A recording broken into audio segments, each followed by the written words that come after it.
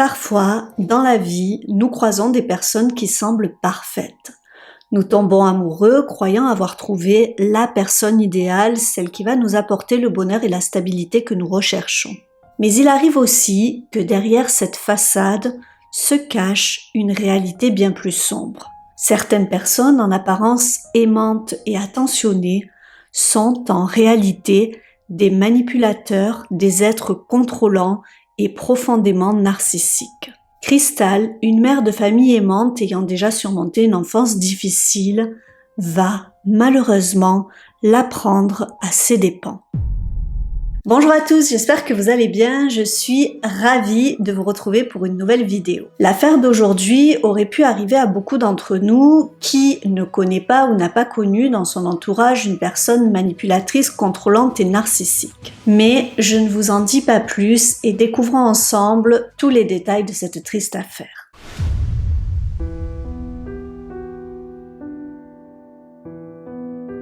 C'est au Texas, le 26 octobre 1979, que Crystal vient au monde.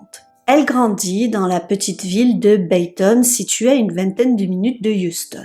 Hélas, Crystal ne démarre pas dans la vie avec les meilleures chances. Ses parents, Anthony et Pamela, sont des toxicomanes notoires. Depuis toute petite, elle se retrouve confrontée à l'isolement et à la marginalisation en raison des difficultés de ses parents. À l'âge de 11 ans, elle subit un choc immense. Ses deux parents décèdent à quelques mois d'intervalle. Ce double drame est un traumatisme pour la petite fille qui devient orpheline. Pendant près de 2 ans, elle est recueillie par divers membres de sa famille, passant de foyer en foyer. Malheureusement, le sort s'acharne sur la jeune adolescente.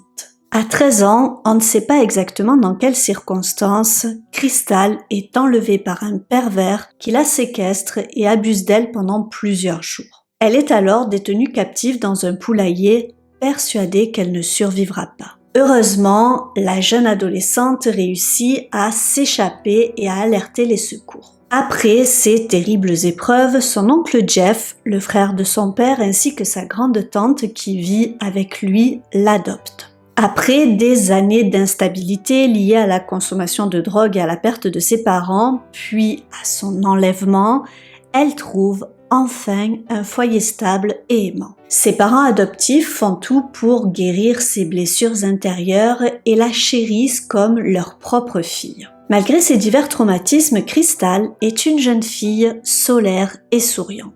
Très extravertie et toujours positive, elle parvient à surmonter ces terribles épreuves n'en gardant que le positif. Elle est bien intégrée dans les différentes classes qu'elle fréquente et très appréciée tant par les élèves que par les professeurs. En grandissant, elle s'affirme et devient une jolie jeune fille. Avec ses longs cheveux blonds et ses beaux yeux bleus, elle ne passe pas inaperçue. Curieuse et aventurière, elle a de nombreux centres d'intérêt et est toujours enthousiaste à l'idée de découvrir de nouvelles choses. À 16 ans, Crystal entame une relation avec Mandy Avalos, une camarade de lycée. Leur relation devient rapidement fusionnelle et se passe à merveille. Son oncle Jeff et sa grande tante acceptent chaleureusement cette union et Mandy est accueillie comme un membre à part entière de la famille. Après avoir obtenu l'équivalent de son baccalauréat, Crystal, en quête de voyage et d'aventure, décide de devenir hôtesse de l'air. Entre 2 escales, elle continue de vivre avec Mandy à Bayton, près de son oncle et de sa grande tante dont elle reste très proche. Après 8 ans de relation, son couple avec Mandy prend fin. Malgré la séparation, les 2 filles restent très proches et deviennent meilleures amies.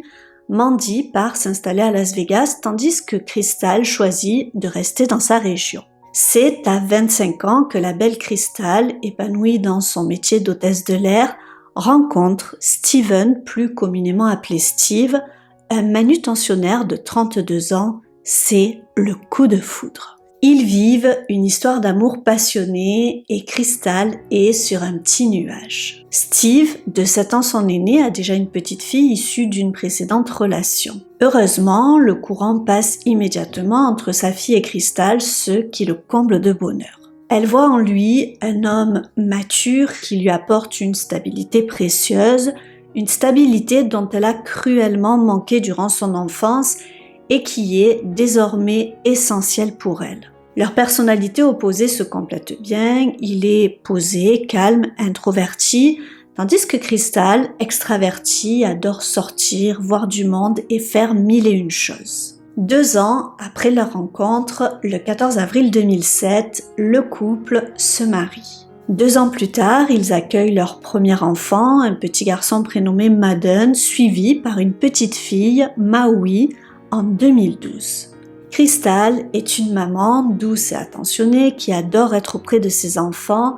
Elle met un point d'honneur à leur offrir l'amour et la stabilité dont elle a tant manqué durant son enfance. En 2016, alors qu'elle adore son métier, elle décide de quitter son poste d'hôtesse de l'air pour être plus présente auprès de sa famille. Son oncle et père adoptif, Jeff, qui dirige une agence immobilière qu'il a héritée de ses parents, lui propose alors de venir travailler avec lui. C'est une aubaine pour la mère de famille qui adore le contact humain. Elle s'épanouit rapidement dans ce nouvel emploi, le succès est au rendez-vous et en quelques mois, elle devient le meilleur élément de l'agence, générant plusieurs dizaines de milliers de dollars par mois. Très sérieuse, elle ne prend jamais de congé et se forge une solide réputation dans le milieu. Avec le temps, elle commence à gagner très confortablement sa vie et devient le principal soutien financier de la famille. Aux yeux de tous, Crystal et Steve forment un couple heureux, ils ont 3 beaux enfants et semblent nager en plein bonheur. Mais pour combien de temps ?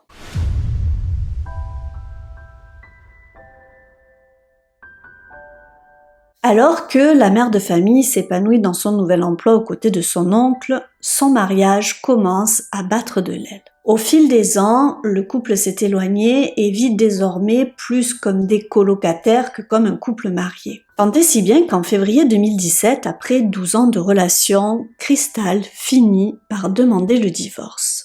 Pour le bien des enfants, le couple essaie de faire en sorte que la séparation se passe le mieux possible, ils se mettent d'accord pour partager leur garde. Crystal décide de reprendre le crédit à son nom et de garder la maison familiale où elle entreprend d'importants travaux de rénovation. Même si le couple se sépare, elle ne délaisse pas Steve pour autant. Lui, qui est manutentionnaire, gagne bien moins sa vie qu'elle et elle accepte de le soutenir financièrement en lui versant une pension alimentaire bien supérieure à ce qu'elle aurait dû lui payer. Elle l'aide même à acheter une nouvelle maison proche de l'école des enfants. Elle fait tout cela pour le bien de sa petite fille et de son garçon, soucieuse qu'ils souffrent le moins possible de la séparation de leurs parents. Pendant la durée des travaux, ne pouvant rester chez elle, Steve lui propose de venir vivre avec lui et les enfants dans sa nouvelle maison, lui offrant bien sûr la chambre d'amis. Elle accepte, pensant que c'est une meilleure option que de dormir à l'hôtel ou chez ses parents adoptifs. C'est également l'occasion de voir ses enfants le plus possible et pour eux de voir leurs parents réunis sous le même toit. Comme je l'ai mentionné plus tôt, avec son enfance difficile, il est très important pour elle de rester soudée avec Steve. Elle souhaite que ses enfants continuent à grandir entourés de leur papa et de leur maman. En juin 2017, 4 mois après leur séparation, le divorce est officiellement prononcé. Pour Crystal, les choses sont claires, elle n'est plus amoureuse de Steve et elle est prête à refaire sa vie, à faire de nouvelles rencontres. Elle ne tarde d'ailleurs pas à croiser la route d'un charmant bijoutier, Paul Hargrave. C'est par un heureux hasard qu'ils se rencontrent, elle souhaite faire reprendre l'une des bagues de sa grand-mère et pousse donc un jour la porte de la bijouterie de Paul. Le coup de foudre est immédiat. Très rapidement, ils se mettent en couple et débordent de projets. Crystal est sur un petit nuage. Le 23 août 2017, soit 2 mois après son divorce, elle poste sur les réseaux sociaux « Je suis plus heureuse que je ne l'ai jamais été, Dieu est grand ». Malheureusement, ce bonheur sera de courte durée.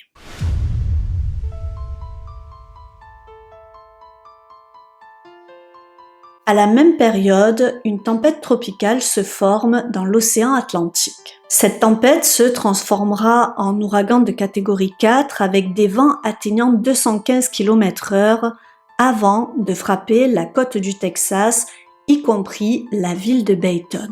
Connu sous le nom d'Harvey, cet ouragan sera l'un des plus dévastateurs de l'histoire des États-Unis, cumulant par endroits plus d'1,50 m de pluie et causant la mort d'au moins 107 personnes. Le vendredi 25 août 2017, soit 2 jours après la publication de Crystal, Harvey s'apprête à frapper les côtes et un déluge commence à s'abattre sur la ville de Bayton. L'alerte crue est alors déclenchée. Le lendemain, le samedi 26 août, alors que des milliers de personnes sont évacuées, le bureau du shérif reçoit un appel de Jeff Walters, l'oncle de Crystal. Il informe les autorités que sa nièce de 37 ans a disparu. Il explique que depuis hier matin, elle n'a donné aucun signe de vie, ce qui n'est absolument pas dans ses habitudes. Inquiet, il a tenté à plusieurs reprises de la contacter, mais elle reste injoignable. Il demande une vérification de bien-être. Un adjoint du shérif se rend alors à l'adresse indiquée. Ce n'est pas Crystal qui lui ouvre la porte, mais son ex-mari, Steve. Il explique que même s'ils sont séparés depuis quelques mois, ils vivent sous le même toit le temps que la maison de Crystal soit rénovée. L'agent des forces de l'ordre a immédiatement un mauvais pressentiment. Steve, qui ne semble pas particulièrement inquiet, affirme qu'il ne sait absolument pas où se trouve son ex-femme. Il explique qu'il ne l'a pas vue depuis mercredi, qu'elle devait venir récupérer les enfants ce matin-là pour les mettre à l'abri avec elle, en prévision de la tempête. Steve affirme avoir reçu un SMS de sa part vers 7h du matin, indiquant qu'elle était en route, mais elle n'est jamais arrivée, et il dit l'avoir attendue toute la journée. Interrogé par l'officier, le père de famille suppose qu'elle a dû changer d'avis lorsque la pluie s'est intensifiée et qu'elle est probablement partie se mettre à l'abri seule. Alors que la tempête s'intensifie, le policier retourne au bureau du shérif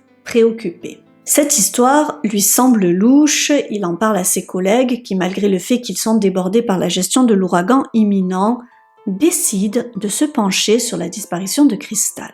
Ils espèrent que, comme l'a dit Steve, elle a simplement été bloquée par les pluies et s'est abritée quelque part comme de nombreuses autres personnes. Cependant, ils sentent que quelque chose ne va pas. Le lendemain, dimanche 27 août 2017, Harvey frappe la côte du Texas. Les autorités sont débordées par la tempête, mais elles restent très inquiètes pour Crystal, toujours injoignable. Un inspecteur, Donnie Walters, est alors détaché pour s'occuper en priorité de la disparition de la jeune mère de famille. Il commence par convoquer le demandeur du contrôle de bien-être, Jeff Walters, l'oncle de Crystal. Ce dernier se dit très inquiet, il insiste sur le fait que ce n'est absolument pas dans les habitudes de sa nièce de disparaître ainsi. La mère de famille est toujours très ponctuelle et sérieuse et elle ne les laisserait jamais sans nouvelles. Il est inenvisageable pour lui qu'elle ait voulu disparaître volontairement, elle n'aurait jamais abandonné ses enfants. L'inspecteur Walters demande alors à son oncle s'il connaît quelqu'un qui pourrait vouloir du mal à Crystal. À cette question, Jeff évoque instantanément Paul, le nouveau petit ami de sa nièce. Il raconte aux enquêteurs qu'ils sont ensemble depuis seulement quelques semaines, mais qu'il ne le sent pas. Il admet ne pas savoir expliquer pourquoi, mais il trouve que Paul lui rappelle le personnage de fiction Hannibal Lecter.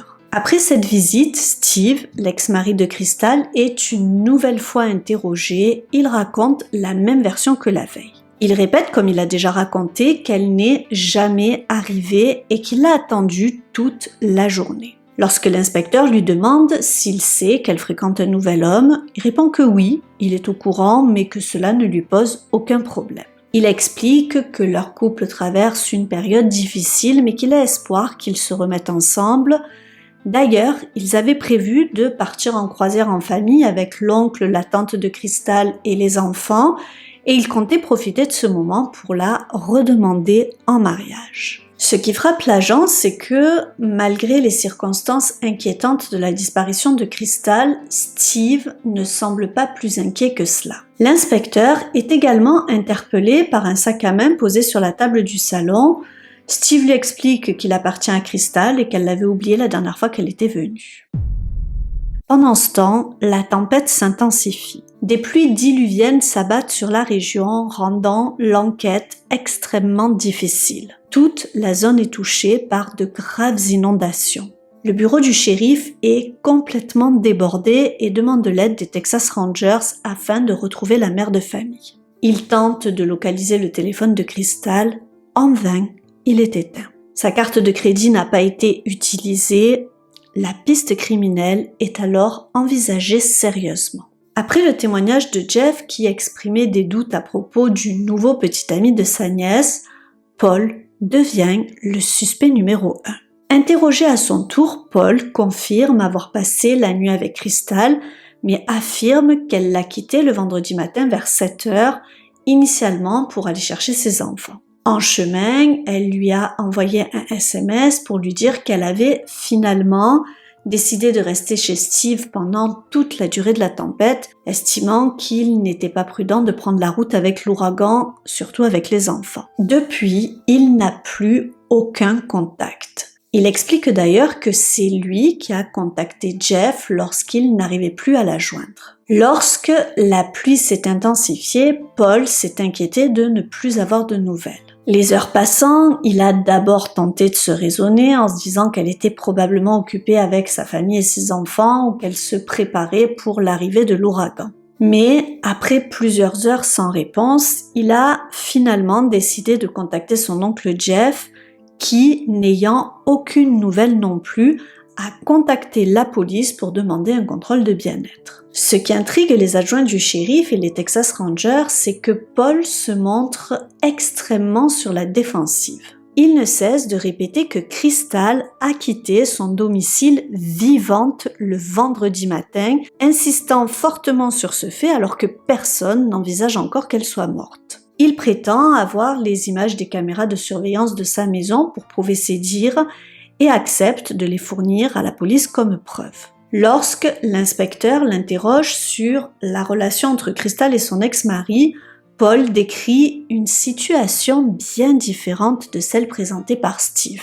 Selon lui, Steve est quelqu'un de très manipulateur et tout était terminé entre eux depuis bien longtemps. Il affirme que seulement 1 an après leur mariage, Crystal avait déjà rempli une première demande de divorce. Cependant, Steve n'avait pas accepté la rupture et l'avait menacé de mettre fin à ses jours. Terrifiée à l'idée qu'un tel drame se produise, elle avait cédé et repoussé la séparation. Cette situation a duré 9 longues années, jusqu'à ce qu'en 2017, elle trouve enfin le courage de le quitter définitivement. Concernant la croisière, Paul affirme que Crystal avait demandé à Steve de ne pas venir. Elle souhaitait plutôt que ce soit lui qui l'accompagne à la place pour profiter de ses vacances et le présenter à sa famille et à ses enfants. Après ce témoignage, les enquêteurs restent extrêmement perplexes, de toute évidence.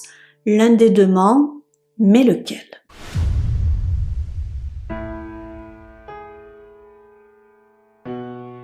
Les 2 hommes sont alors convoqués au bureau du shérif pour passer au détecteur de mensonges. Cependant, cela ne va pas aider les enquêteurs. Steve, l'ex-mari, échoue et les résultats de Paul, le nouvel amant, ne sont pas concluants non plus. Alors que la tempête fait rage et que des pluies torrentielles s'abattent sur la ville, la disparition de Crystal fait la une des journaux locaux. Le comportement de son oncle intrigue également les enquêteurs. Il est, sur tous les fronts, s'implique énormément, peut-être même un peu trop pour les forces de l'ordre. Il prend la parole dans certains médias locaux, accusant la police de ne pas être assez efficace. À ce stade de l'enquête, les enquêteurs sont désormais persuadés qu'il est arrivé quelque chose de grave à Crystal et ils ont 3 suspects. Paul, le nouveau petit ami, Steve, l'ex-mari, et son oncle, dont le comportement est également douteux. Le lundi 28 août 2017, soit 3 jours après que la disparition de la trentenaire a été signalée,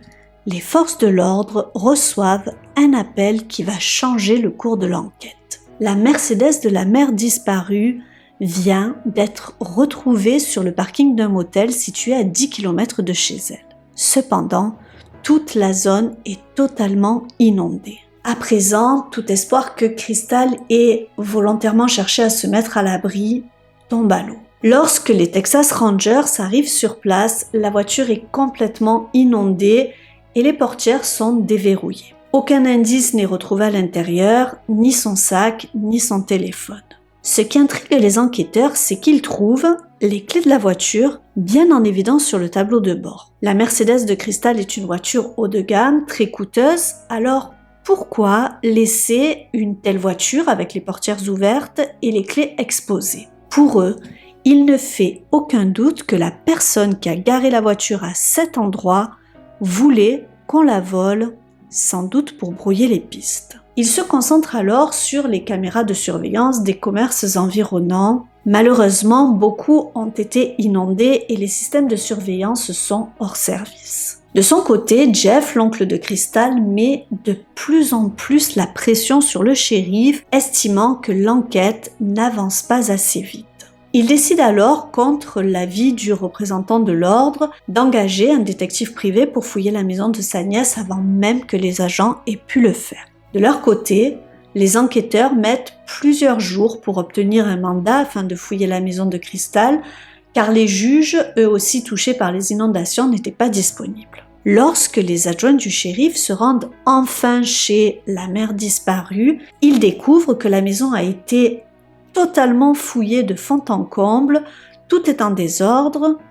Jeff est alors accusé d'entrave à l'enquête et tous les soupçons se tournent vers lui. A-t-il quelque chose à cacher? Toutefois, il n'est pas le seul à avoir un comportement suspect. Paul, le nouveau petit ami, donne une interview à un célèbre média pour clamer qu'il n'est en rien responsable de la disparition de Crystal. Il raconte à quel point il l'aimait et révèle qu'il voulait l'épouser. Il va même jusqu'à fournir à la presse les images de vidéosurveillance de sa maison, la montrant quitter son domicile le jour de sa disparition. En découvrant ces images, les enquêteurs sont surpris. Paul devait leur fournir les images, mais il ne l'a pas fait. À la place, il les a données à la presse. Lui aussi grimpe d'un rang dans la liste des suspects. Pendant ce temps, l'enquête se poursuit tant bien que mal à cause des conditions météorologiques difficiles. Les forces de l'ordre parviennent à obtenir les images de surveillance du motel où la Mercedes de Crystal a été retrouvée. Le samedi 26 août, au lendemain de sa disparition, à 6h37, la voiture de Crystal est filmée arrivant sur le parking. Malheureusement, en raison de la mauvaise qualité des images, il est impossible de distinguer qui conduit le véhicule. Peu après, une autre découverte majeure est faite. Les caméras de la station-service voisine révèlent qu'à 11h25, soit 5 heures plus tard, Steve est aperçu dans les environs du parking où se trouve la Mercedes de la mère de famille. Il se rend à la station-service comme s'il allait faire le plein, mais il ne le fait pas. Vêtu d'un short blanc, d'un t-shirt et de baskets noires, il est observé se dirigeant vers le parking où la voiture est stationnée, comme s'il voulait vérifier qu'elle s'y trouvait encore. On le voit ensuite jeter un petit sac noir dans une poubelle de la station en l'enfonçant profondément. Après avoir visionné ces images, les enquêteurs tentent de récupérer le contenu de la poubelle. Seulement, à cause des inondations dans la zone, tout a été emporté par les eaux. Ils ne trouvent rien. À ce stade, Steve devient le principal suspect.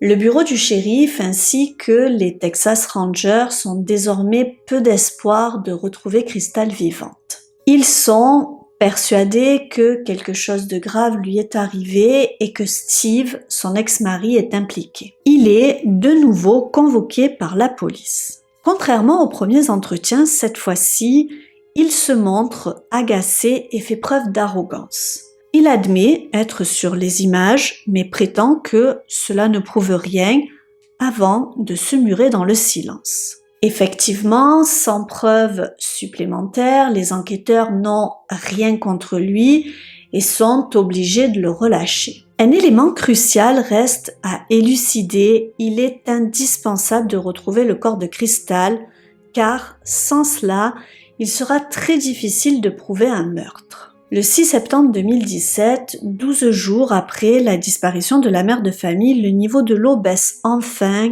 et les rangers peuvent organiser une battue pour tenter de retrouver des traces de la mère de famille. Les bois de la région sont passés au peigne fin. Malheureusement, les pluies torrentielles ont emporté toute trace éventuelle et les recherches restent infructueuses. En parallèle, les enquêteurs réussissent à obtenir d'autres images de vidéosurveillance prises le lendemain de la disparition de Crystal. On y voit Steve, peu après que la voiture de son ex-femme a été déposée par un mystérieux conducteur, entrer dans un Walmart près du parking du motel. Il porte une capuche et achète un vélo, des cigarettes et une boisson énergisante avant de repartir sur le vélo qu'il vient d'acheter pour rentrer chez lui. Pour les enquêteurs, tout devient clair. Ils pensent que le mystérieux conducteur n'est autre que Steve lui-même et qu'il a déposé la voiture de Crystal avant de rentrer chez lui à 10 km de là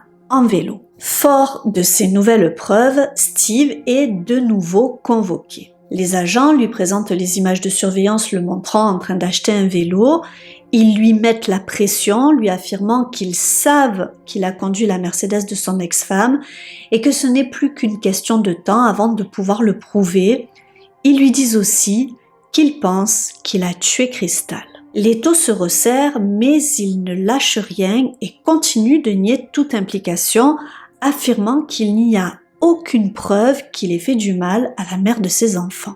Cependant, les enquêteurs remarquent qu'il semble de plus en plus éprouvé. Il manque visiblement de sommeil, son visage est creusé et il paraît à bout de nerfs. Bien qu'ils le suspectent fortement, malgré les enregistrements vidéo à leur disposition, ils préfèrent obtenir des aveux avant de l'inculper. Seulement, Steve persiste à nier les faits. Malgré son silence, la pression semble fonctionner. Les enquêteurs espèrent qu'il fera un faux pas, mais ils s'inquiètent aussi pour la sécurité des enfants. Depuis la disparition de leur mère, c'est Steve qui en a la garde exclusive et ils craignent qu'en étant mis sous pression, il en vienne à commettre l'irréparable, incluant ses enfants dans sa chute. Il est urgent d'agir. Pendant qu'il est retenu au poste, les enfants sont retirés de sa garde et placés sous la protection de l'enfance. Finalement, Mandy Avalos, l'ancienne petite amie de Crystal, restée très proche d'elle et adorée par les enfants, les prendra en charge. Les officiers finissent par dire à Steve « Si tu n'avoues pas, tu ne les verras plus jamais ». Puis, ils le relâchent de nouveau. Le filet se referme peu à peu autour de Steve qui se sent de plus en plus acculé.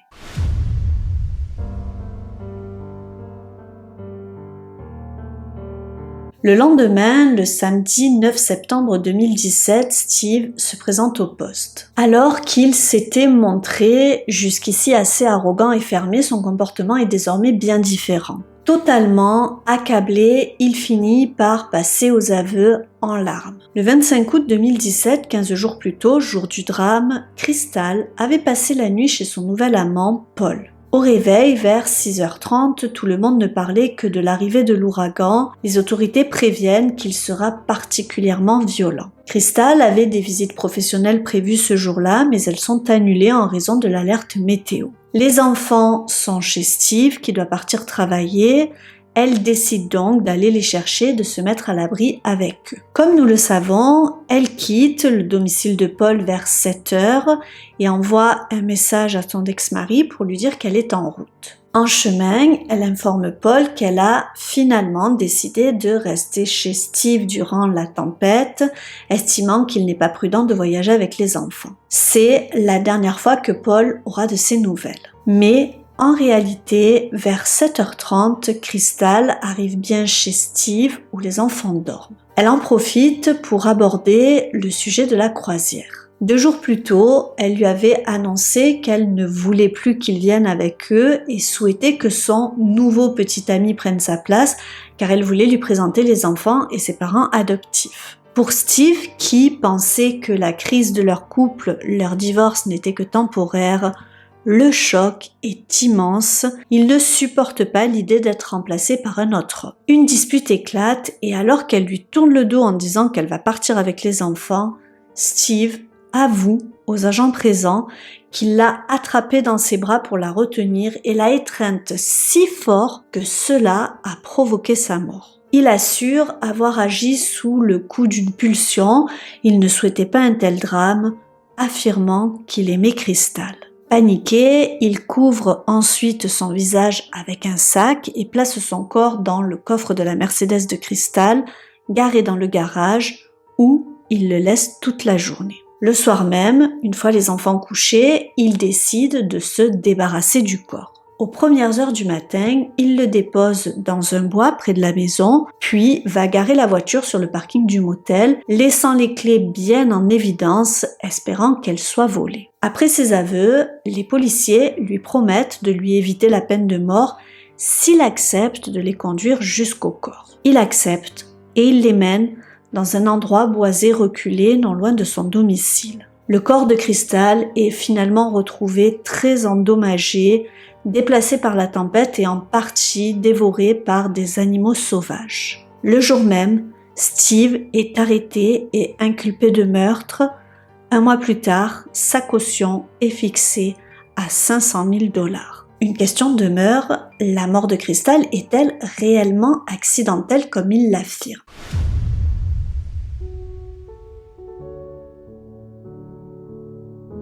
Parmi les proches, la famille et les amis de Crystal, tout le monde est sous le choc. Personne n'aurait cru que Steve puisse commettre un tel acte. Son oncle Jeff, bouleversé, avait totalement confiance en lui et n'arrive pas à y croire. Il appréhendait beaucoup plus qu'un malheur arrive du côté de Paul que de son ex-gendre. Grâce aux différents témoignages des proches de Crystal et de son récent petit ami auprès de qui elle s'était confiée, nous en savons plus sur le triste quotidien qu'elle vivait avec Steve depuis des années. En réalité, moins d'1 an après leur mariage, le couple avait commencé à rencontrer des difficultés. Crystal, dans un premier temps, avait tenté de quitter Steve, mais il n'avait pas accepté la séparation, exerçant sur elle une pression psychologique en menaçant de se suicider. Déstabilisée par ce chantage, la jeune femme avait sans doute ressenti une lourde culpabilité la poussant à renoncer à la rupture. Malheureusement, comme on pouvait s'y attendre, rien ne s'est amélioré entre eux. L'arrivée de leurs enfants n'avait pas suffi à ranimer ses sentiments pour lui. Au contraire, leur présence avait probablement rendu la séparation encore plus complexe pour elle. Elle aurait évoqué le divorce à plusieurs reprises, mais Steve réagissait systématiquement par de nouvelles menaces, cette fois évoquant un geste désespéré en entraînant les enfants avec lui. Cette atmosphère terrifiante s'était donc installée dans leur quotidien. Crystal se retrouvait otage d'une situation qui lui échappait. Certains témoignages suggèrent qu'elle aurait été infidèle, trompant Steve lors de ses déplacements en tant qu'hôtesse de l'air. C'est en partie à cause de cette pression constante exercée par son mari qu'elle avait finalement décidé de démissionner de sa compagnie aérienne. D'après la fille aînée de Steve, qui avait une 20aine d'années lors du drame, c'est lorsque son père a découvert ses relations extra-conjugales qu'il a fini par accepter le divorce avec sa belle-mère. Toutefois, le père de famille n'avait jamais vraiment accepté cette rupture. Selon les dires de sa fille, son comportement était devenu étrange après la séparation, avec des publications inquiétantes sur les réseaux sociaux, dont une où il avait mis la faucheuse, symbole de la mort, en photo de profil. Le 20 mars 2017, quelques semaines après le dépôt de la demande de divorce, un premier incident survient. L'école contacte la mère de famille pour savoir pourquoi les enfants sont absents alors que leur père devait les emmener ce matin-là. Inquiète, elle tente de le joindre toute la journée, mais reste sans nouvelles. Effrayée car il l'avait menacée à plusieurs reprises de mettre fin à ses jours et de s'en prendre aux enfants si elle le quittait, Crystal, terrifiée à l'idée qu'il mette ses paroles à exécution, contacte la police. Le lendemain, il réapparaît avec les enfants, tous en bonne santé. La mère de famille, soulagée, n'a pas engagé de poursuite. Quelque temps plus tard, pour le bien des enfants, elle l'avait aidé à acheter une maison et a accepté de lui verser une pension plus que confortable chaque mois. Pendant les travaux de sa propre maison, il lui avait proposé de venir vivre chez lui afin de rester proche des enfants, ce qu'elle avait accepté. Tragiquement, cette décision avait pu alimenter chez Steve l'espoir d'une réconciliation. Lors de la croisière qu'ils avaient prévue ensemble, Steve avait même acheté un costume et une robe blanche dans l'espoir de lui demander de se remarier, pensant qu'ils allaient se remettre ensemble. Mais Crystal n'était plus sur la même longueur d'onde. Elle ne l'aimait plus depuis longtemps, le divorce avait été prononcé et elle se préparait à commencer une nouvelle vie, une nouvelle histoire. Elle avait d'ailleurs de nombreux projets avec Paul, envisageait de visiter l'Europe avec lui et une fois les travaux de sa maison terminés, de s'installer ensemble. Elle espérait également le présenter à sa famille lors de cette fameuse croisière. Concernant cette croisière, il semble qu'elle ait été organisée avant sa rencontre avec Paul. Crystal avait aussi confié à sa tante et mère adoptive qu'elle préférait garder sa nouvelle relation secrète, craignant la réaction de Steve. Elle lui aurait dit « S'il l'apprend, il me tuerait ». Malheureusement, cette remarque n'a pas été prise au sérieux. Finalement, elle a pris son courage à deux mains et a décidé de lui annoncer qu'elle avait rencontré quelqu'un tout en publiant un message heureux sur les réseaux sociaux proclamant son bonheur. Cela semble avoir déclenché une réaction chez Steve qui voyait dans cette croisière une dernière chance de raviver leur histoire. Au même moment, elle a également décidé de réduire son soutien financier, estimant que son ex-mari dépensait sans retenue. En mettant fin à cette aide, elle a marqué une rupture plus nette dans leur relation. Quelques jours plus tard, la mère de famille était morte. Près de 2 ans après la mort de Crystal, en 2019, le procès de Steve s'ouvre enfin. Au Texas, il n'existe pas de notion juridique spécifique de crime passionnel, mais la loi permet d'invoquer la notion de passion soudaine qui constitue une circonstance atténuante dans certains cas de meurtre commis sous l'effet d'une forte émotion comme la colère ou une provocation immédiate. Si la défense parvient à prouver que l'acte a été commis sous l'influence d'une passion soudaine provoquée par un événement immédiat, la peine peut être réduite.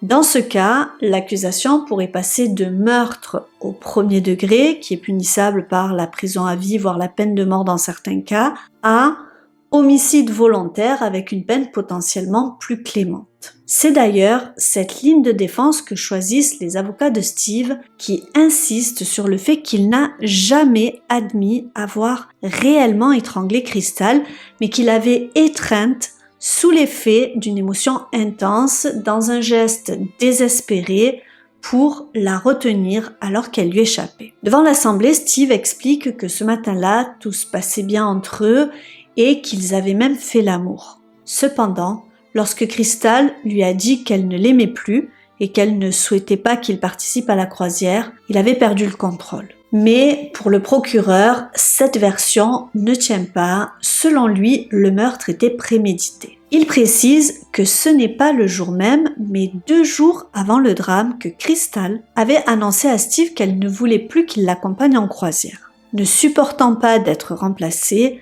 Steve aurait alors pensé « Si je ne peux pas la voir, personne ne l'aura ». Le procureur présente alors une preuve clé, le témoignage de la fille du couple âgée de 5 ans au moment des faits. Dans une vidéo enregistrée, elle raconte avoir été réveillée ce matin-là par les cris de ses parents qui se disputaient. Après s'être rendue dans la salle de bain, elle avait compris que la querelle concernait le nouveau compagnon de sa mère. À ce moment-là, elle avait vu son père passer son bras autour du cou de sa mère et commencer à l'étrangler. Lorsque Steve l'a remarqué, il lui a ordonné de retourner se coucher et de ne parler de rien à personne. Il n'en fallait pas plus pour convaincre les jurés. Après 5 jours de procès et seulement 3 heures de délibération, le jury rend son verdict. Le 13 juin 2019, Steve est reconnu coupable et condamné à 50 ans de prison avec une période de sûreté de 25 ans. La peine de mort n'a pas été requise en partie parce qu'il avait avoué une partie du crime et indiqué l'emplacement du corps de la pauvre Crystal.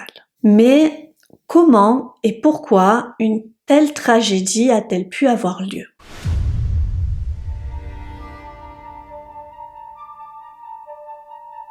Après une enfance particulièrement difficile, Crystal avait surmonté de nombreuses épreuves. Aux yeux de tous, elle était une belle personne et une maman forte et aimante.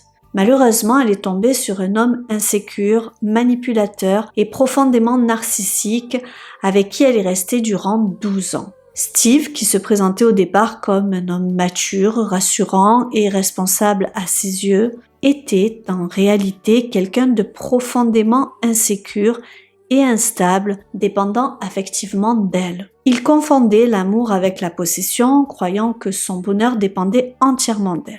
Lorsque Crystal a décidé de le quitter, son manque de confiance en lui et sa peur de l'abandon ont déclenché une terrible panique intérieure. Dans un premier temps, il a tenté de la retenir par le chantage émotionnel, menaçant de se suicider si elle partait. Son objectif était clair, la culpabiliser, lui faire croire que son bien-être, voire sa vie, reposait entièrement sur elle. En manipulant ses émotions, il espérait reprendre le contrôle de la situation. Mais, lorsqu'il a constaté que son chantage perdait de l'influence, il est allé encore plus loin, menaçant d'emporter les 2 enfants avec lui. À ce moment-là, Crystal était déjà piégée dans un engrenage infernal.